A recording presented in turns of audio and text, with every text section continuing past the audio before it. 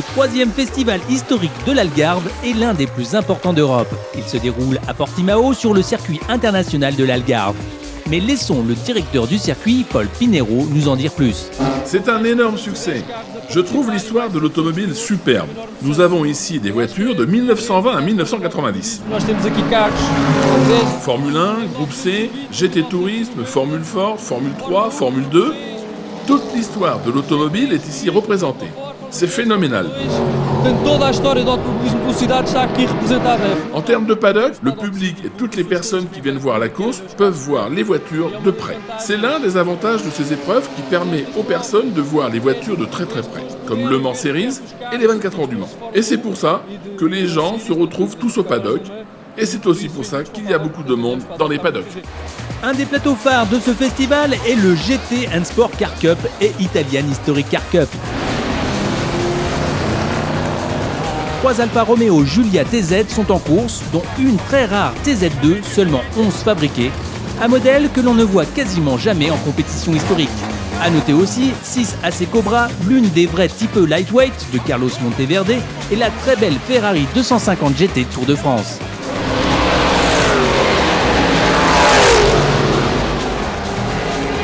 La Bizarini 5300 GT d'Éric Mesdag et Pierre-Alain Thibault remportent l'Italian Historic Car Cup.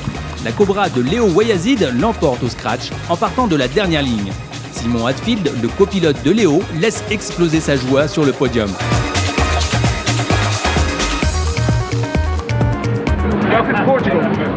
Autre plateau incontournable, le FIA Historic Formula One suit les traces de l'histoire du sport automobile à travers ces voitures exceptionnelles de Grand Prix de Formule 1 qui ont couru entre 1966 et 1985. Il nous donne l'occasion d'admirer la Tyrrell P34,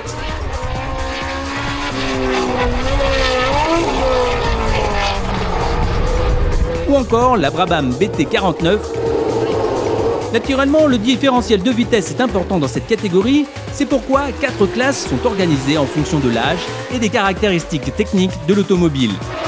Hideki Yamoshi remporte la course 1 et Nathan Kinch la course 2, suivi de la Brabham BT49 de Joachim Polsch. La compétition de Formule 2, Formule 3 et Formule Ford est ouverte aux voitures de 1967 à 1980, toutes formules confondues. Ce plateau est très disputé et très international.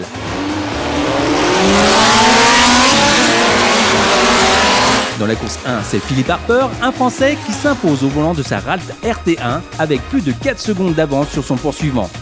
Dans la course 2, le Britannique David Metley et sa Chevron B35D montent sur la première marche du podium, la Ralt RT1 sur la seconde et la marche 712M du Français Alain Lagache sur la troisième.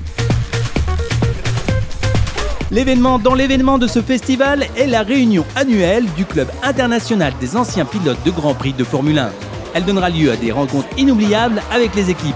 À cette occasion, Tim Parnell nous donne ses impressions sur ce circuit. C'est un circuit avec un tracé magnifique que vous avez ici.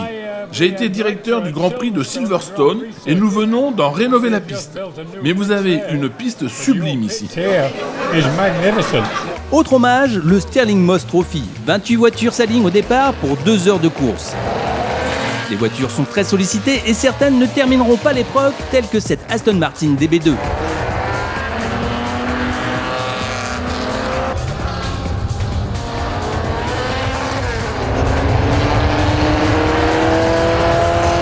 Les automobiles engagées dans l'historique Grand Prix Car Association sont des monoplaces des années 20 aux années 60, incluant vers la fin des années 50 le bouleversement du passage du moteur de l'arrière à l'avant.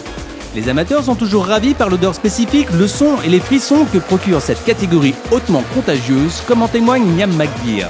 J'ai beaucoup de chance. Mon père pilote cette auto derrière nous, mon fiancé pilote, son père pilote, donc je pilote aussi. C'est magnifique. Je pense qu'il y a beaucoup de différences dans ces autos, mais chacune a sa propre personnalité, sa propre histoire, et moi personnellement, je préfère cette 1921. Les avant-guerres sont présentes également avec 2 courses de 30 minutes réparties sur le week-end. La grille de la seconde course étant déterminée par le classement de la première course, c'est donc véritablement 1 heure de course que ces anciennes bénéficient.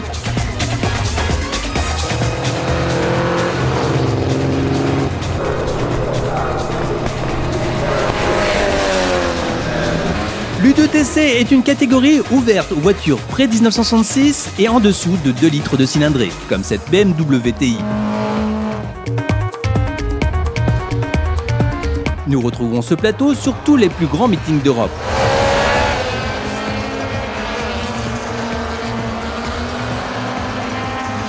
C'est seulement la deuxième épreuve pour le JD Classic Challenge, catégorie réservée aux voitures de tourisme groupe 1, groupe 2 et groupe A. Beaucoup de pilotes portugais inscrits, soit la moitié, l'autre moitié étant composée de Britanniques. Domingo Sousa Contino nous invite à bord de sa BMW 2008 CS et partage avec nous son bonheur. J'ai couru avec des pilotes fantastiques et dans de fantastiques voitures classiques.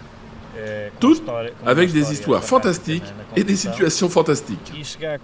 J'en ai conclu que ma voiture, même si elle n'avait pas la même histoire, j'ai su lui créer son histoire et j'y ai pris beaucoup de plaisir. A noter la très belle prestation d'Alexandre Berraro et de Carlos Abreu qui prennent la 5e place au scratch et la première place de la classe A à bord de leur Alfa Romeo Alfa Sud Sprint. On tire le maximum des voitures. Quand la voiture marche bien, elle marche bien. Mais quand elle marche mal, ça va très bien aussi. Il faut rester avec un esprit positif. Car ici, on n'est pas dans un championnat de F1 et ce ne sont pas des Formule 1 non plus. Ce sont des voitures classiques et d'époque. Notre volonté est de maintenir le plus possible les caractéristiques techniques de l'époque des voitures. Car, quand vous regardez le parc automobile qu'il y a ici, ce sont les propriétaires qui font les mécaniques. Nous ne sommes pas ici pour gagner de l'argent, mais pour ce que nous avons, la passion pour l'automobile. C'est la passion de Count Johnny Lurani qui a motivé la création de cette Formule Junior classique en 1975, la FIA Formula Junior Lurani Trophy. Cette catégorie est ouverte aux Formules Junior de 1958 à 1963.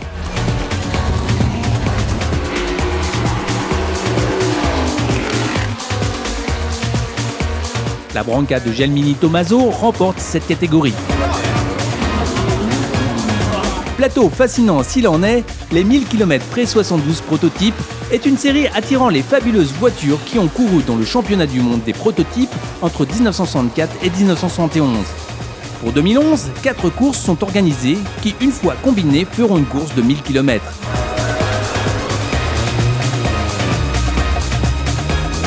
En groupe C, Bob Berridge, dans sa Mercedes C11, signe le second meilleur temps avec 1 minute 36 secondes 646 millièmes, derrière l'équipage japonais de quelques millièmes de seconde. Après quelques empoignades pour les concurrents de tête, c'est la Mercedes C11 qui maintient son avance et prend la victoire, ainsi que celle du championnat C1. Pour le championnat C2, ce sont Peter et Andy Merrick à bord de leur Spice SE89C qui l'emportent facilement et décrochent également le titre de championnat C2.